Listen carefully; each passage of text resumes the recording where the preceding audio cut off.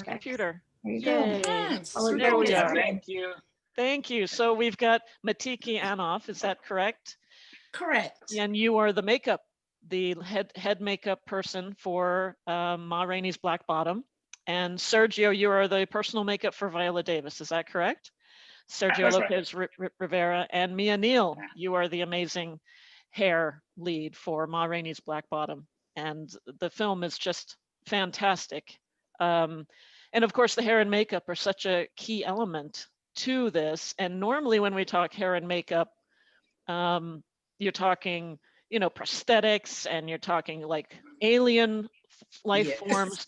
And that's what's so wonderful about this movie is the hair and the makeup are so, it seems organic and natural, right? But so I wanted to ask you, it takes place in 1927. And Correct. So tell us a little bit first about your entryway into, did you do research about just entryway into 1927? Have you ever done that period before? And what was unique about that period for all of you? Who would you like first? Let's start with you, Matiki. Oh, okay. Yes, because you had to do all the background and all the supporting characters. So that must have been. Well, I had an incredible crew, and that's what I'd like to start off with, that you don't get to this level of excellence by yourself. We had a phenomenal crew, assistants, and probably 20 BG artists that came to work at least in makeup. And I think doing the research, what I always find that when I watch a period piece, of course, I'm always looking for little bits that jump out. Everybody looks perfect. Everybody's in the period, but everybody's in the period, not keeping in mind that periods overlap. Somebody's a librarian. She's not going to have the arch eyebrows and the red lips. So I think, first of all, we really sat down and felt that nobody should look perfect. Everybody should have a little bit of, we had so many different types of people. We had people from the rural South in the tent scene. We had sophisticated Black people in the hotel scene when Ma and Dusty and Sylvester come out. We have white Chicago people. We have Black Chicago people. So there was a lot of different tones that we had to deal with. And we really wanted everything not to look perfect, not to look too glamorous. We were transporting people from the South to the North, and we were still in the Great Migration.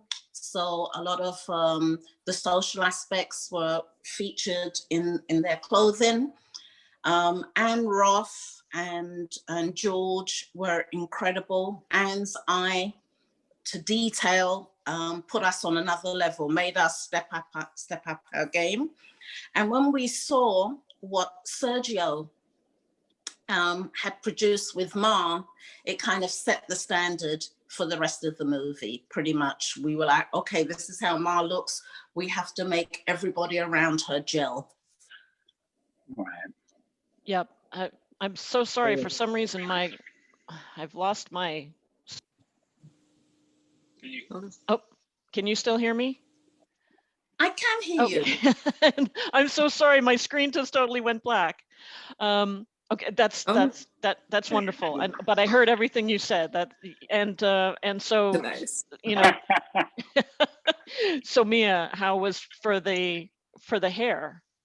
Much the same. I mean, so yeah, pretty much. It's like you know, for me, so I build wigs and department head, right? So I had to come in. So I had like previous fittings before we started to shoot, that I would meet up with Anne Roth, and we met with Viola in New York before we had our final fitting in Pittsburgh.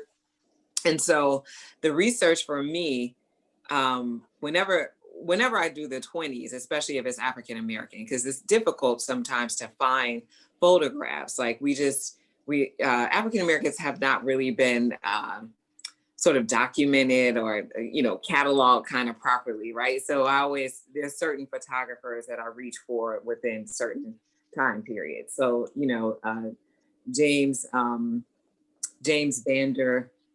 Vanderzee is one that I always go for. He was like famous for a photographer in the 20s, but mainly around Harlem Renaissance, which was, his photographs are really good also because there are a lot of people who migrated from the South, which sometimes you can tell the difference in the hair because the hair is like more textured and natural versus, the real Harlem girls that have the pressed out hair that they wave. But Anne Roth, through her research of Ma Rainey, discovered that Ma Rainey wore horsehair wigs. So that was the thing. I was like, okay, well, we definitely need to stick with that. And Anne loves to give me a challenge whenever we work together. And that one was definitely a challenge. So finding the horse mane, sourcing that, having that scent, not knowing what I was going to get. I got the horse hair and it came covered in manure and lice eggs. Okay. Won't ask where you got it. Exactly. I actually got it. It flew from Europe. There's a guy there that I think I got it off of like Etsy or something where he sells these horse manes. And I was like, okay, great. And he had like different variations in color. So I ended up ordering it from him, and it came sort of, tied on this string, and it's nothing like human hair. It's actually very thick. It's very wiry, which I didn't realize. And so I ended up having to build the wig strand by strand because the hairs themselves wouldn't fit through the lace. Wow. So I could only squeeze one through at a time. So that entire wig that she has is all single strand. And I had to boil it to try to clean it, which actually ended up softening the hair. So I was able to, I ended up using that process when I rolled the wig. I submerged it in boiling water in hopes for it to keep it set. And it did keep the set, which is probably why Ma Rainey wore the horsehair wigs in the first place, because it was like a synthetic wig. It held its set basically through the humidity that we shot in, through all of that. So it's funny because throughout the process, I was actually learning things, you know what I mean? Like I learned that horsehair wigs really sort of acted as synthetic wigs. They had memory. And I assume that during the time that she was traveling from city to city, as a person of color, you don't know, will I be able to get service in this town? Can I go to the salon? Yeah. So you need to have yourself ready, Was it the same? I assume that that's probably what. Was it the same wig that she wore like in the opening shot and in the recording studio? No, so she had two wigs. So we assumed that she had a show look, right? And I always called it her show wig, and then there was her self wig. And the self wig, I purposely built that one with European hair, and I waved it because to me, and when you work with Anne and with George, they always have backstories, so much stuff that's going on that have nothing to do with the script, but just their idea that where this whole thing has to gel and make sense. And so I do the same thing where I picked that up from working with Anne for so long, where she does that with even the background people. So I did that, and I said, I assume that Ma probably saw these photographs in magazines of, white women with the waves. She wanted that. And she has the money now. She is, first generation free in this land, on this soil. This is why she wears fur coats in the summertime. This is why the gold, this is why, the jewelry, and why she's excessive and all of these things, because the moment that you see her, she wants you to know her status in society. She wants you to know money. And that's what the finger wave wig is. It's her saying, I have kinky hair. I can't achieve that look, but I have the money and the whereabouts to make it happen for myself, Absolutely. So just so people know, Anne Roth is the costume designer. Is that right? Yes. So that's who you all have to work closely with, obviously. So speaking of the show wig versus the regular wig, we have to talk about the show makeup, right? Versus the regular makeup. I mean, her makeup is pretty extreme when she's not on stage, but let's talk about that makeup when she is on stage, that opening shot. Yeah. The extreme makeup and the sweat, the two together. Yeah. Talk a little bit Yeah. about how you created the sweat without all that makeup running. And I mean, I don't wear makeup, but I imagine that Right. has to be quite. Yeah, sure. Talk a little bit Yeah. about that. So I think one of the most, I don't think we can get through this conversation without talking about what it's like to design a character, right? And that is true for all the departments, because this is not just something that can, like, all the departments have to speak to each other, you know? And so when you are designing a character, there's so many things that you have to either find out or kind of imagine or kind of tell the story, right? Because there's a lot of things, whether you're looking at her hair or the way that her dress is worn or not worn or whatever. There's constant signals that tell you something about the person, you know, about the character. And like Mia was pointing out, the fact that she just wanted everybody to know that she had status and money, because let's say that if she owned 10 rings, 10 finger rings, she would wear all 10 at the same time. You know, she would wear all the pricey possessions at once. It was important to her to let you know before she even opened her mouth who she was, her place in the world. And so that's an incredible piece of information when you're designing a character. So in August Wilson's Ma Rainey, what I designed was someone who was desperately trying to achieve a certain aesthetic, something of the period, what was considered beautiful at that time, the shape of the eyebrows, the glossiness of those beautiful eyelids, right, or whatever.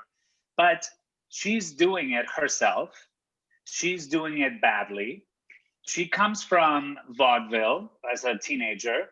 So her makeup techniques come from a very theatrical background, you know, where the expressions were big and everything was sort of painted on your face.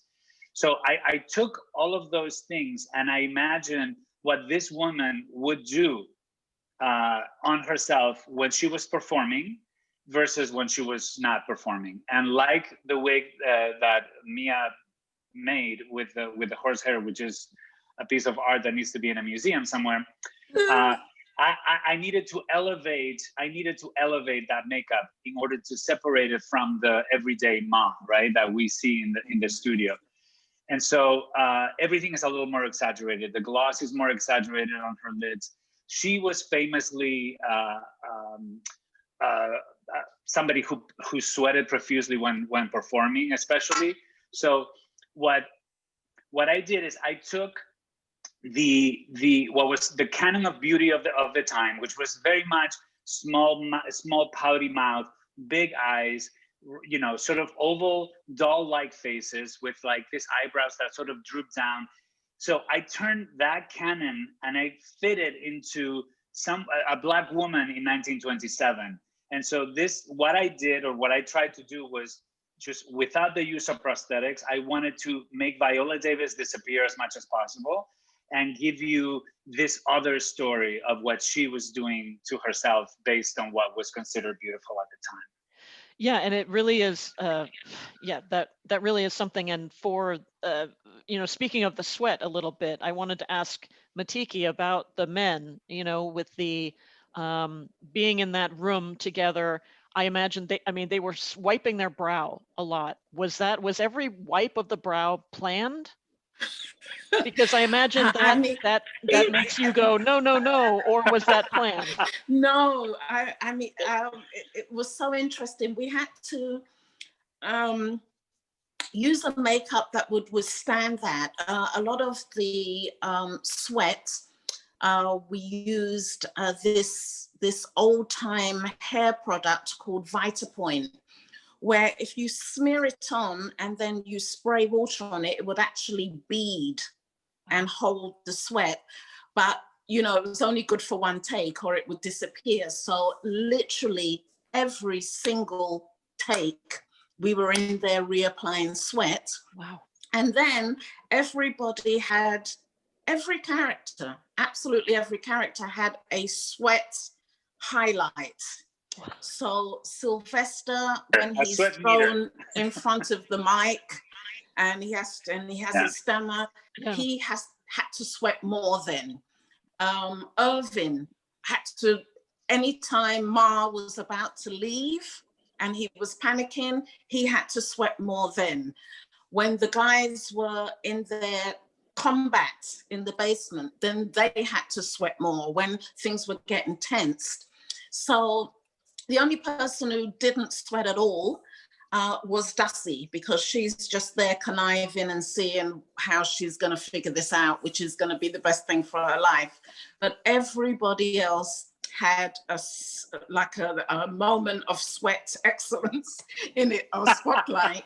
And it was really challenging. One of the characters, Slow Drag, had false lace front mutton chops.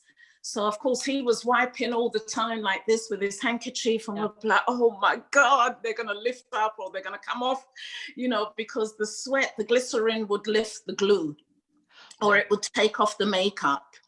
So Coleman had ear piercings. So of course that would be a huge giveaway for 1927. Men didn't pierce their ears. So we had to plug them up and then cover them. But then he was always dabbing with sweat. Also, he had so many neck tattoos that we had to cover up, but you don't want to upset the costume department with your makeup dripping on their wardrobe. And we don't want to upset, certainly Mia, with sweat going into the lace of the wigs.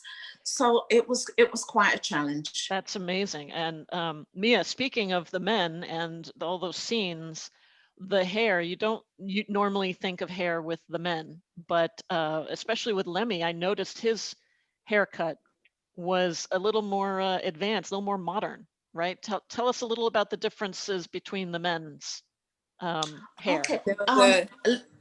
You go ahead, Mia.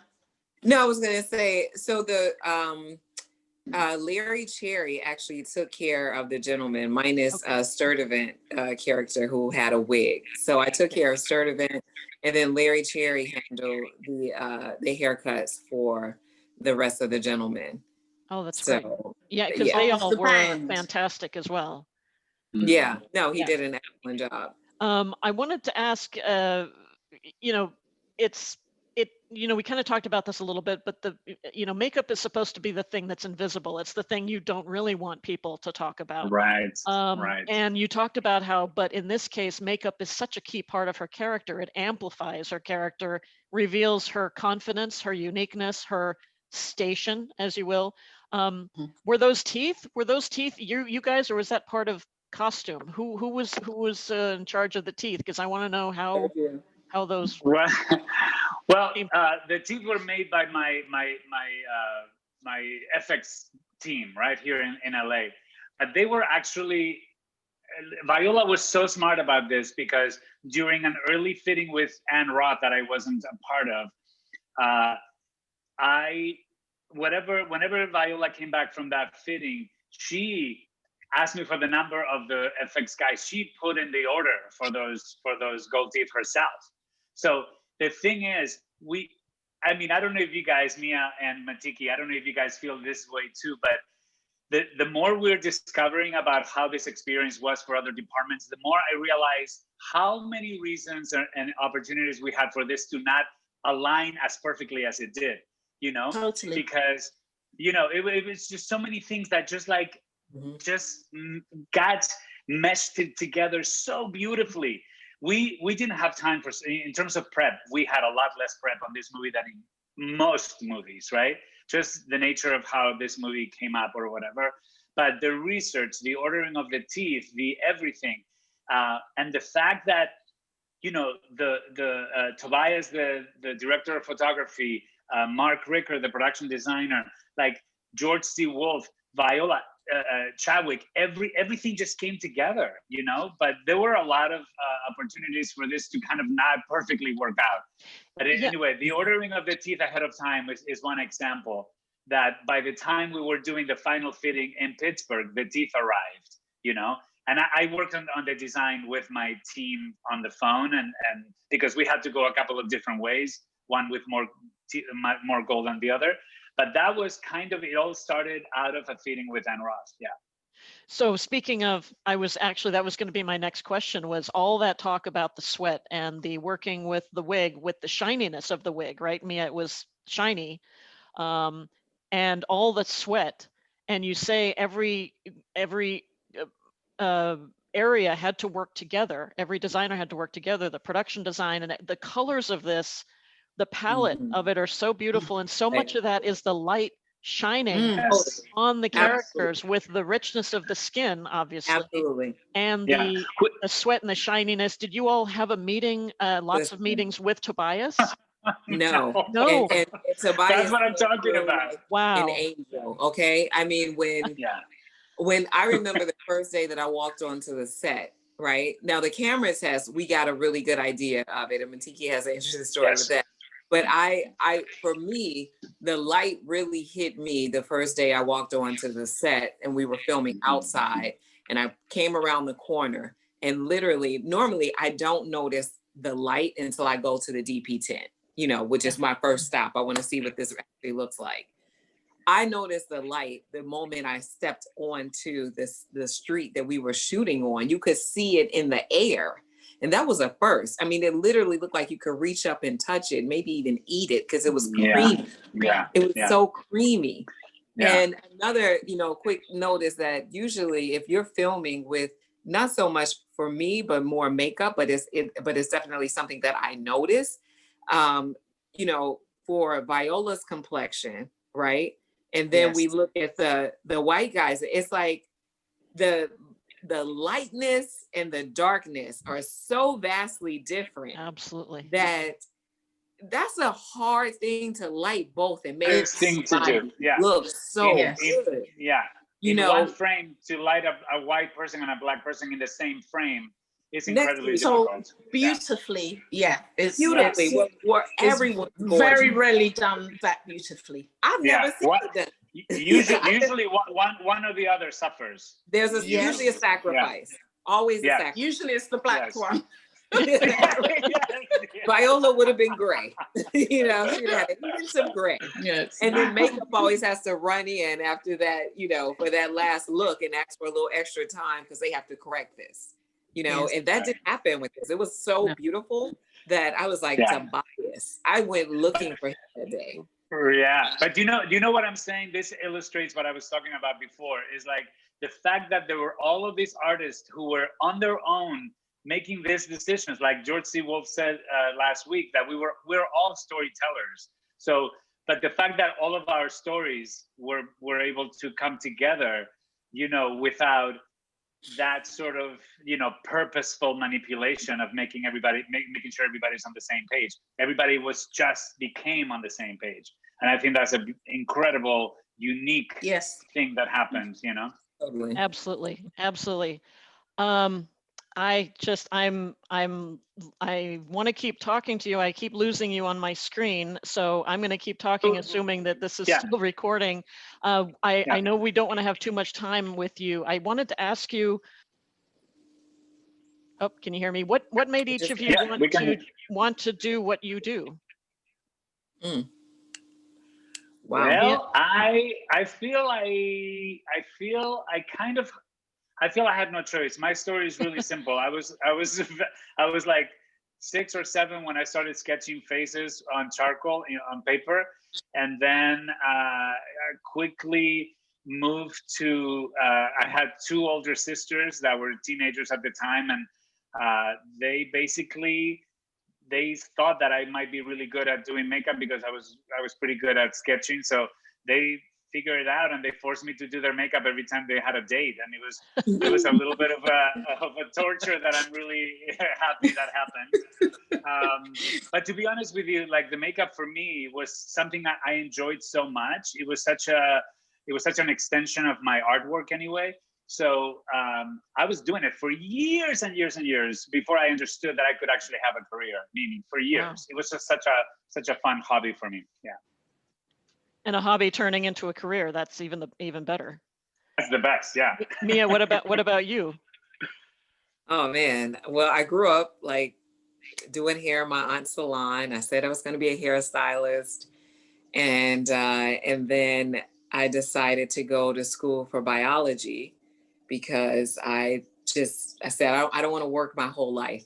Hairstylists never get to retire. They're in their 80s, like still trying to do hair, you know, because you can't really save any money. You didn't pay into Social Security. I was like, I'm not going that route. Yeah. So I said, I'm going into the medical field. I tried to avoid it. But at every turn, you know, I remember my counselor calling me in and saying, you know, you have taken like just about all theater courses, even though you're a biology major. Like at this rate, you'll never graduate with a biology degree. And I was working at the Mac counter during school, you know, so I was like doing makeup and I did everybody's hair.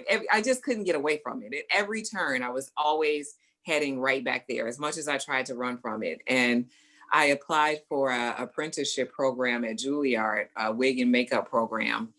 And I got into the program and I moved to New York. And from there, it just, you know, I stopped denying it at that point. There was no more denying it, you know.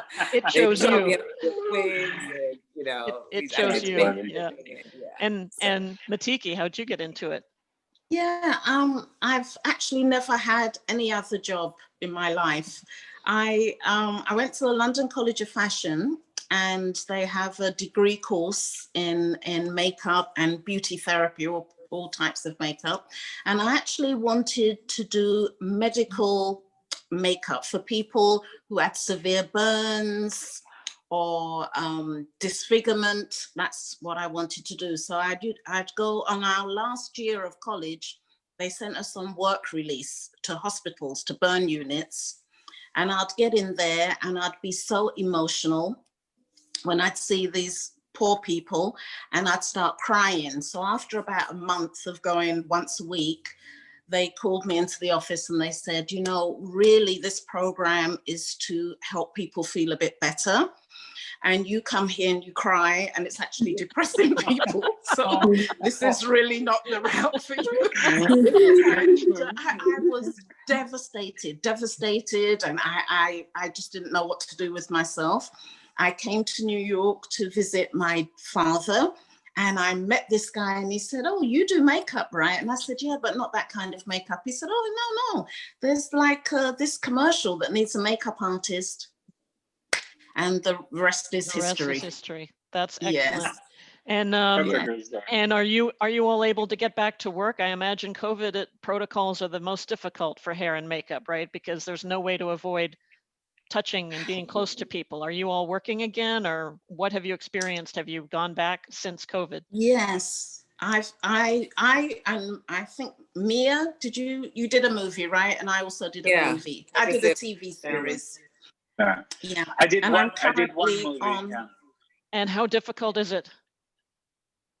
You know, it depends on the COVID department also. Yes. I just did another Netflix project. I did one with Adam Sandler and Queen Latifah. And I have to say that COVID department was so on top of it that I forgot all about COVID. I mean, you know, besides having to put on a lot of things, I felt very safe. Everything was in place.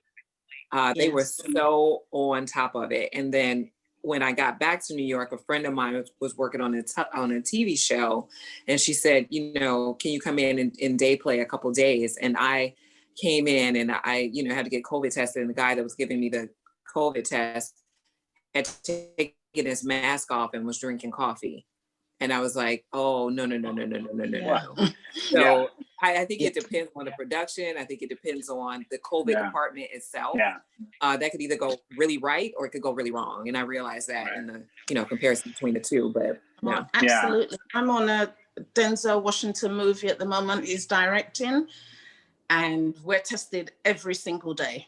Every day we have a COVID test, and that team, at least the LA portion of it, were on some other level of COVID protection. And LA wins, Sergio. Yeah, LA wins. I know. See, LA wins. I know.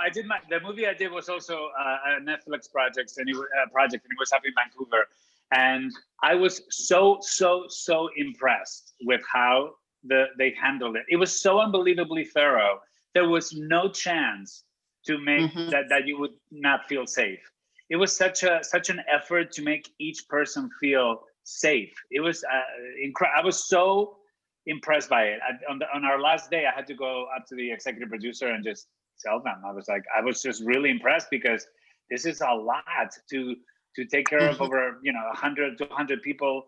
And the producer said, I care about every single person here, not just you, but the people you're going home to. It was there was just a lot of humanity. I was very impressed by that. It was beautiful. Well, that is great to hear. I'm so happy that you all are being safe and you're all being taken care of. But mostly, I want to wish you all such good fortune with this film. The work is excellent. You. The film is excellent. Your work is excellent. All the pieces came together beautifully. And I wanted to thank you so much for taking the time. I'm sorry for the little glitches. If I'm looking frozen, I'm not frozen. I see you all. So I just look at you and think, like, she's a really good listener. Look at her. Thank you so much. I really appreciate it. Catherine. Melissa, thank you so much. Thank And you. all the best. And please continue to stay safe, and look forward to seeing everything you all are doing in the future. Thank you. Thank you so much. Thank Bye-bye. you. Bye. Bye, guys.